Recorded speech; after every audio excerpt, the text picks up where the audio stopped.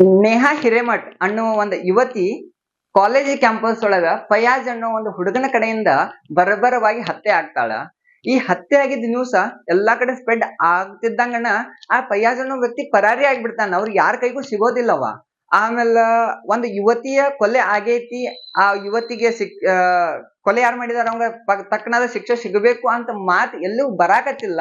ಅಷ್ಟ್ರೊಳಗಡೆನ CM Siddaramaiah ಅವ್ರು ಹೇಳ್ತಾರ ಅವ್ರ ವೈಯಕ್ತಿಕ ಕಾರಣದಿಂದ ಅದಕ್ಕೆ ಮರ್ಡರ್ ಆಗೈತಿ ಅಂತ ಅವ್ರು ಹೇಳ್ತಾರ. ಜಿ ಪರಮೇಶ್ವರ್ ಹೇಳ್ತಾರ ಇದು ಲವ್ ಜಿಹಾದ್ ಅಂತ ಏನಲ್ಲ, ಇದು ಅವ್ರ ವೈಯಕ್ತಿಕವಾಗಿ ಲವ್ ಮಾಡ್ತಿದ್ರು ಅಂತ ಹೇಳಕತ್ತಾರ. ಮತ್ತೊಂದ್ ಕಡೆ ಆ ಹುಡುಗ ಹುಡುಗಿ ಇದ್ದಿದ್ದ ವಿಡಿಯೋಸ್ ಫೋಟೋಸ್ ವೈರಲ್ ಆಗಾಕತ್ತಾವ.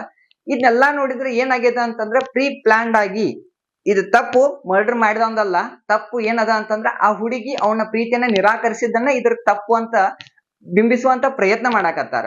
ಆ ಹುಡುಗಿಯ ವೈಯಕ್ತಿಕವಾದ ಹಕ್ಕದ ಲವ್ ಮಾಡೋದು ಅಥವಾ ಬಿಡೋದು ಆಕಿ ವೈಯಕ್ತಿಕದ, ಅದ್ರ ಬಗ್ಗೆ ನಾವ್ ಮಾತಾಡಕತ್ತಿಲ್ಲ. ಅವ್ರ ವೈಯಕ್ತಿಕವನ್ನ ಬಿಟ್ಟು ನಾವ್ ಸಮಾಜದ ಬಗ್ಗೆ ನೋಡಿದ್ರ ಒಂದು ಹುಡುಗಿಯನ್ನ ಒಂದು ಹುಡುಗ ಕೊಲೆ ಮಾಡಿದಾನ. ಅದು ಹಾಡು ಹಗಲೇ ಕಾಲೇಜ್ ಕ್ಯಾಂಪಸ್ ಒಳಗ ಮಾಡಿದಾನ ಅಂತಂದ್ರ ನಮ್ಮ ಕಾನೂನು ಸುವ್ಯವಸ್ಥೆ ಎಲ್ಲದ? ಪ್ರತಿಯೊಬ್ಬರನ್ನು ತಮ್ಮ ಮಕ್ಕಳನ್ನ ಕಾಲೇಜಕ್ಕ, ತಮ್ಮ ಮಕ್ಕಳನ್ನ ಕೆಲ್ಸಕ್ಕ ಕಳಿಸ್ತಾರಲ್ಲ, ಯಾವ ಧೈರ್ಯ ಮೇಲೆ ಕಳ್ಸಿರ್ತಾರು ಅಂತಂದ್ರ ನಮ್ಮ ಸಮಾಜ ಉತ್ತಮವಾದ ಸಮಾಜದೊಳಗೆ ನಾವು ಬದುಕಾಕತ್ತೇವಿ. ಸೊ ನಮ್ಮ ಮಕ್ಕಳು ಹೊರಗಡೆ ಹೋದ್ರ ವಾಪಸ್ ಮನೆಗೆ ಸುರಕ್ಷಿತವಾಗಿ ಬರ್ತಾರ ಅನ್ನೋ ಒಂದು ಆಸೆ ಪೇರೆಂಟ್ಸ್ ಒಳಗದ. ಆದ್ರ ಒಂದ್ ಹುಡುಗಿ ಕಾಲೇಜ್ ಹೋಗಿದ್ದ, ಮನಿಗ್ ಬರ್ಲಿಲ್ಲ ಅಂತಂದ್ರ ಅವ್ರ ಮನಿ ಒಳಗ ಆಗುವಂತ ದುಃಖ, ಆ ಮನಿಗ್ ಬರ್ಲಿಲ್ಲ ಇನ್ ಯಾವತ್ತೂ ಆ ಹುಡುಗಿ ಮನಿಗ್ ಬರೋಂಗಿಲ್ಲ ಅನ್ನುವಂತ ಈ ಮಾತೇನದಾವ ಅವರ ಕುಟುಂಬವನ್ನ ಮತ್ತಷ್ಟು ದುಃಖದೊಳಗ ತುಂಬಾಕತ್ತದ. ಇಂಥ ಸಂದರ್ಭದೊಳಗ ಏನ ನಾವು ಜನನಾಯಕ ಅಂತ ಕರಿತೇವಿ, ಈ ನಮ್ಮ ಜನರನ್ನೆಲ್ಲ ಸೇವೆ ಮಾಡ್ತೇವೆ ಅಂತ ಆರಿಸಿ ಬಂದಾರ, ನಮ್ಮನ್ನ ಸಂರಕ್ಷಣೆ ಮಾಡ್ಬೇಕಾದಂತಹ ಪೊಲೀಸರದಾರ. ಇವ್ರೆಲ್ಲಾರು ಕೈ ಕಟ್ಕೊಂಡು ಇದು ಕೇವಲ ಅವರ ವೈಯಕ್ತಿಕ, ಇದು ನಮ್ಮದಲ್ಲ ಅಂತಂದ್ರ ನಾವು ಈ ಸಮಾಜದೊಳಗ ಬದುಕಾಕತ್ತಿಲ್ಲೇನ? ನಾವು ಈ ಸಮಾಜದೊಳಗ ಇಲ್ಲ, ನಾವು ಜಸ್ಟ್ ವೈಯಕ್ತಿಕವಾಗಿ ಬದುಕಾಕತ್ತೀವಿ ಅಂತಂದ್ರೆ ನಮಗ್ ಯಾಕೆ ಈ ಸರ್ಕಾರಗಳು ಬೇಕು? ನಮಗ್ ಯಾಕೆ ಈ ಕಾನೂನು ವ್ಯವಸ್ಥೆಗಳು ಬೇಕು? ಇವತ್ತು ಅವ್ರು ನಮ್ಮ ವೈಯಕ್ತಿಕ ಅಂತ ಹೇಳಿ ಏನಾದ್ರೂ ಹುಡುಗಿ ತಂದೆ ಬೇರೆ ಡಿಸಿಷನ್ ತಗೊಂಡ್ರು ಅಂತಂದ್ರ ನಾಳೆ ಸರ್ಕಾರ ಅಥವಾ ಇನ್ವಾಲ್ವ್ ಆಗೋದಿಲ್ಲೇನ? ಅವ್ರವ್ರ ವೈಯಕ್ತಿಕ, ಇವ್ರ ಹುಡುಗಿನವ್ರು ಕೊಂದಿದ್ರು, ಆ ಹುಡುಗಿಗೆ ಇವ್ರು ಏನೋ ಮಾಡಿದಾರು ಅಂತ ವೈಯಕ್ತಿಕವಾಗಿ ಬಿಟ್ಟು ಬಿಡ್ತಾರೇನ ಸರ್ಕಾರದವ್ರ? ಇಲ್ಲ, ಮಾಡೋದಿಲ್ಲ. ಯಾಕೆ ಮಾಡೋದಿಲ್ಲ ಅಂತಂತಂದ್ರ ನಾವು ಬಹುಸಂಖ್ಯಾತರಾಗಿ ಹುಟ್ಟಿದ್ದ ಈ ದೇಶದೊಳಗ ತಪ್ಪಾಗಿದೆ ಅಂತ ಎಲ್ಲರಿಗೂ ಫೀಲಿಂಗ್ ಆಗಾಕತ್ತದ. ಸರ್ಕಾರ ಹೇಳ್ತದ ಅಲ್ಪಸಂಖ್ಯಾತರ ಸುರಕ್ಷತೆಗಾಗಿ ನಾವು ಒಂದು ಕಾನೂನು ತರ್ತೀವಿ ಅಂತ ಹೇಳಕತ್ತಾರ. ಆದ್ರೆ ಬಹುಸಂಖ್ಯಾತರ ಸುರಕ್ಷತೆಗಾಗಿ ನಾವ್ ಏನ್ ಮಾಡ್ಕೋಬೇಕು? ಈಗ ಬಹುಸಂಖ್ಯಾತರು ಆಮೇಲೆ ಬರೋನು ಇದೊಂದು ರಾಜಕೀಯದ ತಿರುವು ಅಂತ ಎಲ್ಲಾರು ಹೇಳಕತ್ತಾರ. ದೊಡ್ಡ ದೊಡ್ಡ ನಾಯಕರು ಬರಾಕತ್ತಾರ, ಸಾಂತ್ವನ ಹೇಳಕತ್ತಾರ. ಸಾಂತ್ವನ ಹೇಳಿದ್ರೆ ಏನು ಸತ್ ಹುಡುಗಿ ಬದಿಕ್ ಬರಾಕದಾಳೇನ? ಸತ್ ಹುಡುಗಿ ಬದಿಕ್ ಬರೋದಿಲ್ಲ. ಆದ್ರ ಈ ನಾಯಕರು ಏನಾದ್ರು ಸರಿಯಾದ ಡಿಸಿಷನ್ ತಗೊಂಡ್ರ ಇನ್ನು ಮುಂದೆ ಇಂಥ ಪ್ರಕರಣಗಳು ಆಗೋದನ್ನ ತಡೆಗಟ್ಟಬಹುದು. ಎಷ್ಟು ಸಲ ಅಂತ ನಾವ್ ಇನ್ನೆಲ್ಲ ತಡ್ಕೊಳ್ಳೋದು? ನಾವ್ ನೋಡಿದೇವಿ, ನಿರ್ಭಯ ಕೇಸ್ ಒಳಗೆ ಹಿಂಗಾಗ್ಯದ. ಎಷ್ಟೋ ಅಮಾಯಕ ಹುಡುಗಿಯರಿಗೆ ಅತ್ಯಾಚಾರ ಅದು, ಅಮಾಯಕ ಹುಡುಗಿಯರ್ ಕೊಲೆ ಆಗಾಕತ್ತದ. ಹೆಣ್ಣು ಮಕ್ಕಳಿಗೆ ಸುರಕ್ಷತೆ ಇಲ್ಲದಂತಹ ಸಮಾಜದೊಳಗ ನಾವ್ ಹೆಂಗ್ ಹೆಣ್ಣು ಮಕ್ಕಳನ್ನ ಹೊರಗಡೆ ಬಿಡೋದು? ಇದು ಯಾವ್ದೋ ಒಬ್ಬ ಸಾಮಾನ್ಯ ಮನುಷ್ಯನಿಗೆ ಆಗಿತ್ತು ಅಂತಂದ್ರೆ ಈ ಪ್ರಕರಣವನ್ನು ಅಲ್ಲೇ ಮುಚ್ಚಿ ಬಿಡ್ತಿದ್ರು. ಆದ್ರ ಕಾಂಗ್ರೆಸ್ಸಿನ ಕಾರ್ಪೊರೇಟರ್ ಇರೋದ್ರಿಂದ, ಈ ವ್ಯಕ್ತಿ ಸ್ಟ್ಯಾಂಡ್ ಆಗಿರೋದ್ರಿಂದ ಈ ಸಮಸ್ಯೆ ಇನ್ನೂ ಸ್ವಲ್ಪ ದೊಡ್ಡದಾಗೋಂಗ್ ಕಾಣಕತ್ತದ. ಆದ್ರೆ ಈ ಸಮಸ್ಯೆಯನ್ನ ಒಂದು ರಾಜಕೀಯವಾಗಿ ಕಾಂಗ್ರೆಸ್ನ ಕಾರ್ಪೊರೇಟರ್ನ ಮಗಳು ಅಂತ ಏನ್ ಬಿಂಬಿಸಾಕತ್ತಾರ ಮೀಡಿಯಾದವ್ರ, ಇದನ್ನ ಮೊದ್ಲು ಬಂದ್ ಮಾಡಿ ಒಂದು ಯುವತಿಗೆ ಒಂದು ಯುವಕನಿಂದ ಕೊಲೆ ಆಗ್ಯದ, ಆ ಯುವಕನಿಗೆ ಸರಿಯಾದ ಶಿಕ್ಷೆ ಆಗ್ಬೇಕು ಅನ್ನುವಂತ ಪ್ರತಿಭಟನೆಗಳು ಆಗ್ಬೇಕು.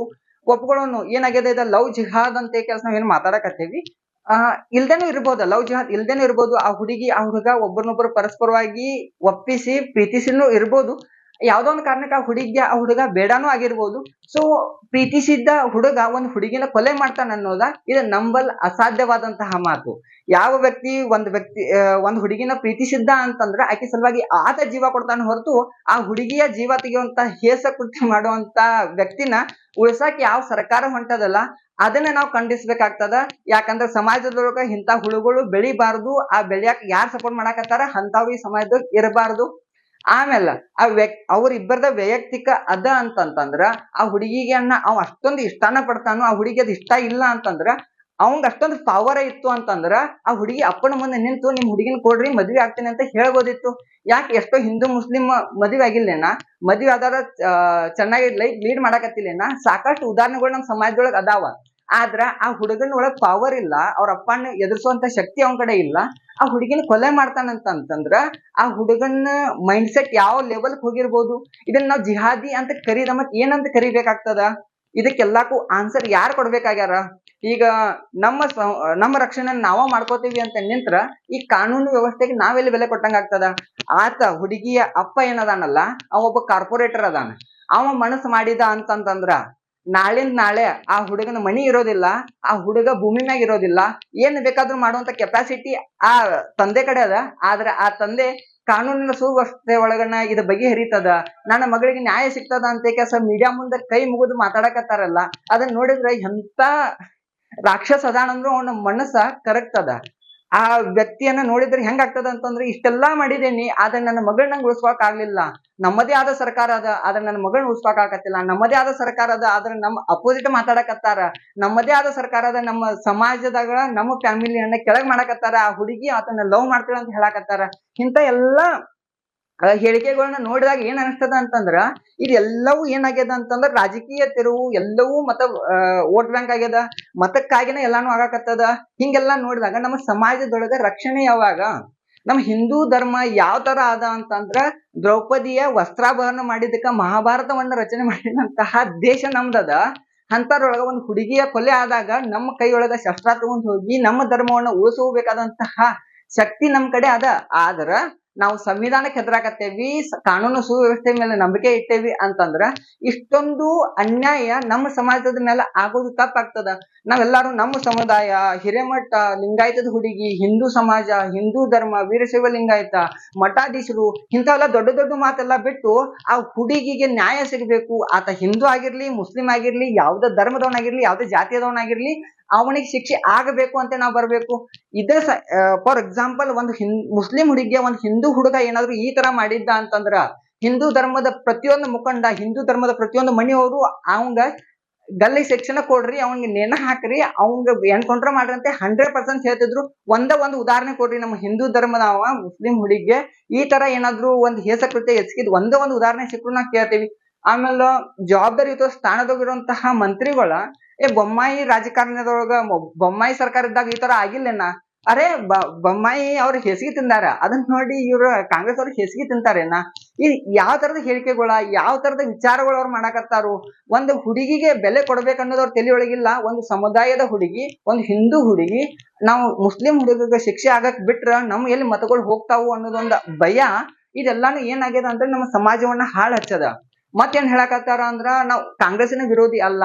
ನಾ ಈ ಕಾಂಗ್ರೆಸ್ನ ವಿರೋಧ ಮಾಡಾಕ ಈ ವಿಡಿಯೋ ಮಾಡಾಕತ್ತಿಲ್ಲ. ಯಾಕಂದ್ರೆ ಕಾಂಗ್ರೆಸ್ ಅವ್ರ ಸರ್ಕಾರ ಅವ್ರ ಏನಾದ್ರು ಮಾಡ್ಕೊಳ್ಳಿ, ಆದ್ರ ನಮ್ಮ ಸಮಾಜದೊಳಗ ಒಂದು ಸುರಕ್ಷತೆಯ ಸ್ಥಾನಮಾನಗಳು ನಮಗ್ ಬೇಕಾಗಿದಾವ. ಹಿಂದೂ ಏನು ಮಹಿಳೆಯರ ಶೋಷಣೆ, ಮಹಿಳಾ ಸಬಲೀಕರಣ ಆಗ್ಬೇಕು, ಮಹಿಳೆಯರ ಕೆಲ್ಸಕ್ಕೆ ಹೋಗ್ಬೇಕು, ಮಹಿಳೆಯರ ಹೆಚ್ಚು ದುಡಿಬೇಕು, ಮಹಿಳೆಯರಿಂದ ಸಮಾಜ ಉದ್ಧಾರ ಆಗ್ತದೆ, ಎಲ್ಲಾನು ಒಪ್ಕೊಳ್ಳೋಣ. ಮಹಿಳೆಯರು ಬೇಕು ನಮ್ಮ ಸಮಾಜಕ್ಕ. ಆದ್ರ ಮಹಿಳೆಯರ ರಕ್ಷಣೆಯನ್ನ ಮಾಡ್ಬೇಕಾದವ್ರು ಯಾರ? ಮಹಿಳೆಯರು ತಮ್ಮ ರಕ್ಷಣೆಯನ್ನ ಅವರೇ ಮಾಡ್ಕೊಳ್ಬೇಕಾಗಿದೆ.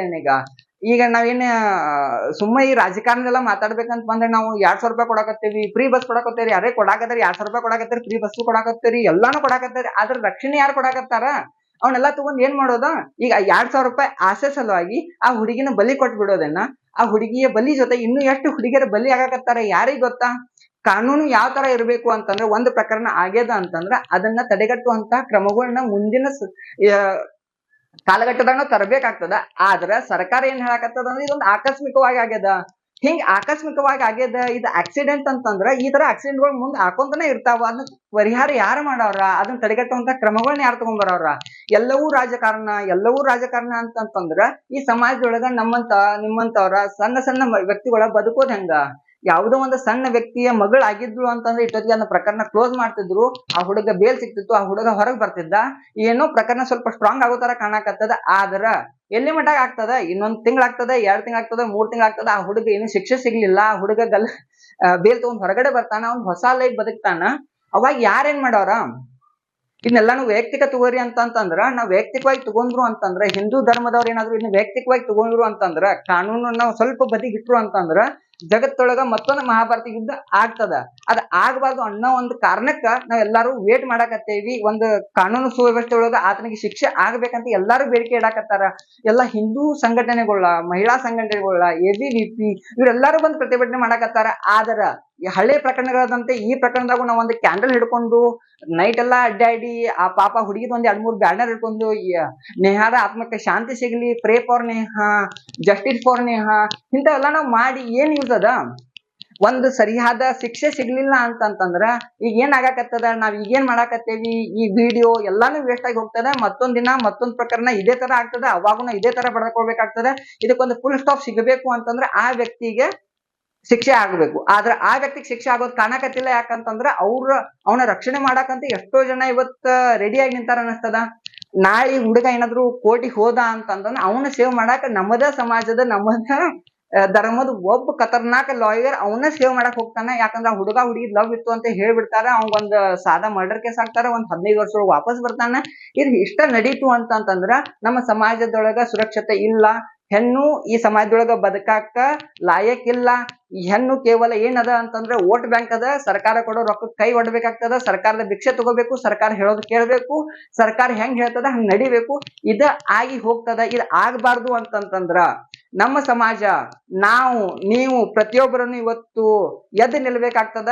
ಈ ಕಾಂಗ್ರೆಸ್ ಇರ್ಲಿ, ಬಿಜೆಪಿ ಇರ್ಲಿ, ಯಾವುದೋ ಒಂದು ಪಕ್ಷ ಇರ್ಲಿ, ಯಾವುದೇ ಸಮುದಾಯದ ಹುಡುಗಿ ಇರ್ಲಿ, ಯಾವುದೇ ಧರ್ಮದ ಹುಡುಗಿ ಇರ್ಲಿ, ಅದ್ ಇನ್ ಕೇಸ್ ಅದ್ ಮುಸ್ಲಿಂ ಹುಡುಗಿ ಇದ್ರು ಕೂಡ ಅದಕ್ಕೆ ನಾವು ಧ್ವನಿ ಎತ್ತಬೇಕು. ಯಾರಿಗೆ ಅನ್ಯಾಯ ಆಗ್ಯದ ಅವರಿಗೆ ತಕ್ಕನಾದಂತಹ ಬೆಲೆ ಸಿಗಬೇಕು. ಯಾರ ಪಾಪ ಮಾಡಿದಾರ, ಯಾರ ಪಾಪಿಗಳದಾರ, ಯಾರ ಹೇಸಕೃತ್ಯ ಮಾಡಾಕತ್ತಾರ ಅಂತವ್ರಿಗೆ ಶಿಕ್ಷೆ ಆಗ್ಬೇಕು ಅನ್ನೋದು ಪ್ರತಿಯೊಬ್ಬರು ಆಗ್ರಹ ಅದ.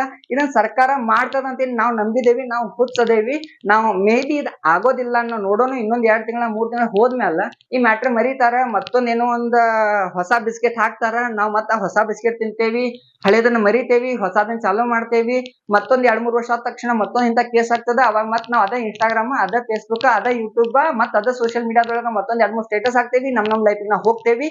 ಇದು ಯಾವಾಗ ನಮಗ್ ಅರ್ಥ ಆಗ್ತದ ಅಂತಂದ್ರೆ ಯಾವಾಗ ಈ ಸಾವು, ಈ ನೋವು, ಈ ಅನ್ಯಾಯ ಇದೆಲ್ಲ ನಮ್ಮ ಫ್ಯಾಮಿಲಿ ಒಳಗ ಆಗ್ತದ, ನಮ್ಮ ಮಕ್ಕಳಿಗೆ ಆಗ್ತದ, ನಮ್ಮ ಪರಿವಾರದವ್ರಿಗೆ ಆಗ್ತದ. ಅವಾಗ ನಮಗ ಈಗ ಯಾರ ಹುಡುಗಿಯ ತಂದೆ ಅನುಭವಿಸಕತ್ತಾರಲ್ಲ ಅನ್ನೋವ ನಮಗ್ ಅವಾಗ ಅರ್ಥ ಆಗಕ್ ಸ್ಟಾರ್ಟ್ ಆಗ್ತದ. ಬಟ್ ಅವಾಗ ಅರ್ಥ ಆದ್ರೂ ಯೂಸ್ ಇಲ್ಲ. ಯಾಕಂತಂದ್ರ ನಾವು ಬಹಳ ಲೇಟ್ ಮಾಡಿದೇವಿ. ಈಗ ಆಗ್ಲೇ ಆಲ್ರೆಡಿ ಲೇಟ್ ಆಗ್ಯದ. ಇನ್ನು ಈ ತರ ಕೇಸ್ಗಳು ಆಗ್ಬಾರ್ದು ಅಂತಂದ್ರೆ ನಾವು ಜಾಗೃತರಾಗ್ಬೇಕು. ನಮ್ಮ ರಕ್ಷಣೆಗಾಗಿ ನಾವ್ ಏನಾದ್ರು ಮಾಡ್ಕೊಳ್ಬೇಕು. ನಮ್ಮ ರಕ್ಷಣೆಯನ್ನ ನಾವೇ ಮಾಡ್ಕೊಳ್ಬೇಕು. ಯಾಕಂದ್ರೆ ಸರ್ಕಾರದ ಮೇಲೆ ನಮಗೆ ನಂಬಿಕೆ ಹೋಗಾಕತ್ತದ. ಇನ್ನೇನಾದ್ರೂ ಸರ್ಕಾರ ನಂಬಿಕೆ ಉಳಿಸ್ಬೇಕು ಅಂತಂದ್ರ ಯಾವ ಜಾತಿ, ಯಾವ ಧರ್ಮ, ಯಾವ ಪಂಗಡ, ಯಾವ ಜನಾಂಗ ಇದನ್ನೆಲ್ಲಾನು ಮರೆತು ಆ ಹುಡುಗನಿಗೆ ಶಿಕ್ಷೆ ಆಗ್ಬೇಕು. ಆ ಹುಡುಗಿಯ ಮಣ್ಣಿನವರಿಗೆ ನ್ಯಾಯ ಒದಗಿಸ್ಬೇಕು. ಆ ಹುಡುಗ ಹುಡುಗಿ ಲವ್ ಮಾಡಿದ್ರು, ಕೊಲೆ ಮಾಡೋದು ತಪ್ಪು. ಆ ಕೊಲೆ ಮಾಡಿದ ವ್ಯಕ್ತಿಗೆ ಶಿಕ್ಷೆ ಆಗ್ಬೇಕು. ಆ ಶಿಕ್ಷೆ ಯಾವ ತರ ಇರಬೇಕು ಅಂತಂದ್ರೆ ಮುಂದೊಂದು ದಿನ ಇಂಥದನ್ನ ಮಾಡ್ಬೇಕು ಅನ್ನೋ ಕನಸು ಮನಸ್ಸೊಳಗು ಯೋಚನೆ ಯಾರಿಗೂ ಬರಬಾರ್ದು. ಅದ ಹಿಂದೂನೇ ಆಗಿರ್ಲಿ, ಮುಸ್ಲಿಂನೇ ಆಗಿರ್ಲಿ, ಯಾವುದೇ ವ್ಯಕ್ತಿ ಆಗಿರ್ಲಿ, ನಮ್ಮ ಸಮಾಜದೊಳಗ ಯಾವ ವ್ಯಕ್ತಿ ತಲೆಯೊಳಗೂ ಆ ತರ ವಿಚಾರಗಳು ಬರಬಾರ್ದು. ಈ ತರ ಆಗ್ಬೇಕು ಅಂತಂತಂದ್ರೆ ಸರ್ಕಾರ ದಿಟ್ಟವಾದ ಕ್ರಮ ತಗೋಬೇಕು. ಗರಿಷ್ಠ ಶಿಕ್ಷೆ, ಕನಿಷ್ಠ ಶಿಕ್ಷೆ ಎಲ್ಲಾ ಬ್ಯಾಡ.